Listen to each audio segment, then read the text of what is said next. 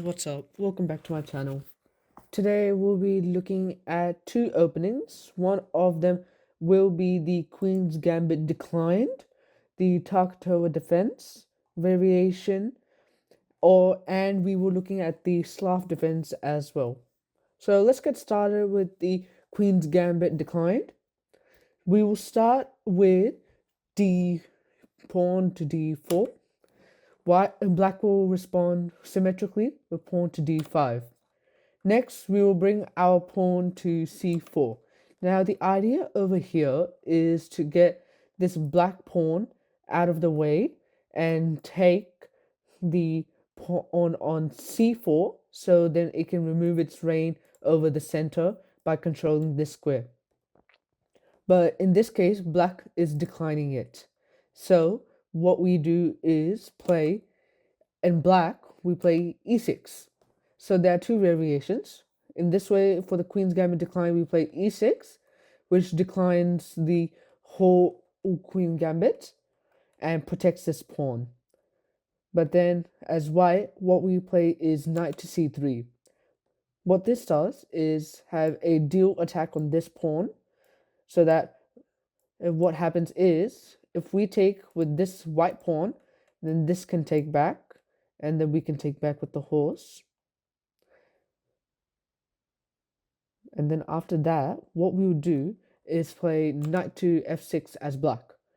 This provides protection, while also not letting the queen out so early, as it's only quick openings. So having the queen out early could be a danger, which then creates our double attack, as well as white as well. Next, we play bishop to d5. What this does is create a pin on the queen. Once this creates a pin on the queen, we can't move this. So then this defense is pretty much gone. And if we do use the queen as a defense, then we can still take this bishop. This bishop we can still take, and the pawn will have to take back, revealing a big crater in the middle of our defense if the king was to castle kingside. Next, we move bishop to e7. This removes that pin and makes it easier for our horse to move, as if the horse moves takes, then the bishop can always take this bishop, queen can take back if needed, and this horse can take back, and so on. Next, we move pawn to e3. Now, pawn to e3 is now solidifying our defense as it creates a pyramid. This pyramid defense makes it nice and easy to defend out pretty much all moves, leaving just few areas of blank.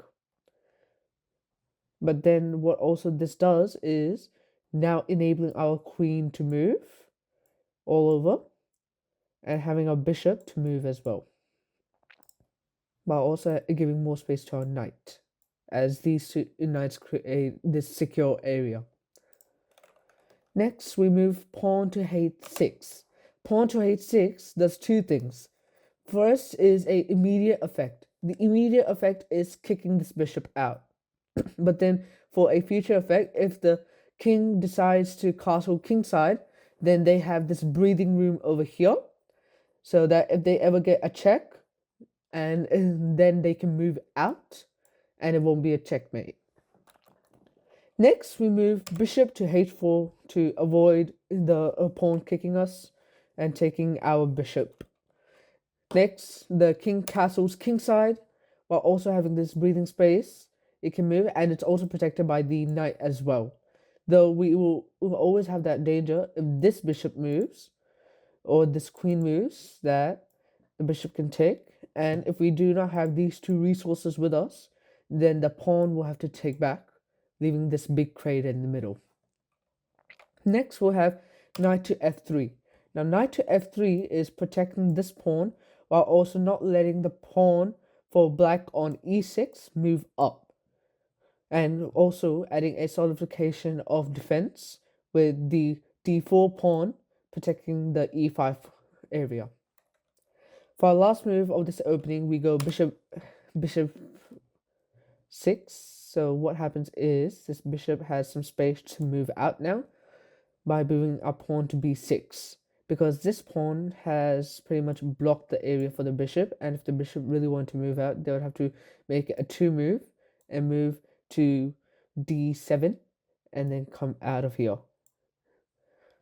So that's pretty much the Queen's Gambit declined. This is the Takatoa defense. But then we can come back and we can look at the Slav defense. Slav defense has a really similar opening.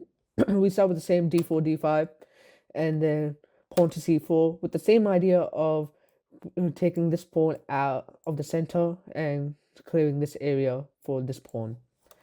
But then what happens is, instead of playing e6, we play c6. c6 is another way to defend the pawn. Now, what we do differently here is play knight to c3. So knight to c3, same thing. We're just attacking and having a dual attack. But then same, we play knight f6, creating a double defense, while also having this single attack over here as well from the pawn. Next, we play knight to f3, as what this does is defend this pawn from being taken in the future, while also defending the e5 area, so this pawn cannot come forward and create an attack. Next, what we take the c4 pawn. This is the c4 pawn that has just been taken, as what this does is has removed the black pawn's reign from the e4 space. Now we will play a4. Now a4 is a move that can be really despised upon because it's not a move that we get so much. But over here, what we are trying to do is we are protecting this area with the knight and preventing any future development with this bishop trying to come over here and take our queen, as they will be taken out with the rook and the knight. While also we are getting space that if the king decides to go and castle to the queen side, which will not be recommended as there's already this patch made here, then they will still have some breathing space. Next, we play bishop f5. So bishop f5, what it does is takes over this area. So now the king cannot castle to the queen side at all, because there's this patch here and it's not worth it. While also taking control of this diagonal, we are also taking control of this diagonal as well, having it easy for the black defense to come with its either queen or rooks and takes this area out. Next, we play pawn to e3. Pawn to e3 gives a discovered attack on the pawn on c4, while also having an extra layer of protection to the d4 pawn, as we can see over here, while also adding to the protection as the queen is ready to take. Next, we play pawn to e6. Pawn to e6 protects the f5 bishop. This f5 bishop is protected now, and what we can also do is have a opening for the queen as well, so that if the knight decides to move here in the future, then take, and we have this whole diagonal to our queen. And then next we play bishop takes c4. Bishop has taken c4. They are now attacking this pawn, but our bishop on f5 is protecting this pawn. And the last move is bishop b4. Now bishop b4 has created a pin on the king.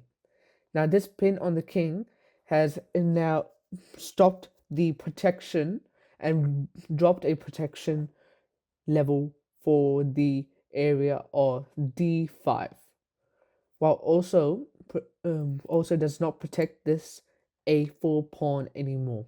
Now the king will have to castle over here, as we can see, to remove this pin. But after this pin, the bishop can take, and what it does is it's kind of a mistake, your best move over here would pretty much be knight to e4. This creates a double attack. Well, great. Thank you so much for watching my video. Please like and subscribe, and please tell me in the comments if I've made any mistakes or any more openings you would like to see in the future. Thank you. Bye.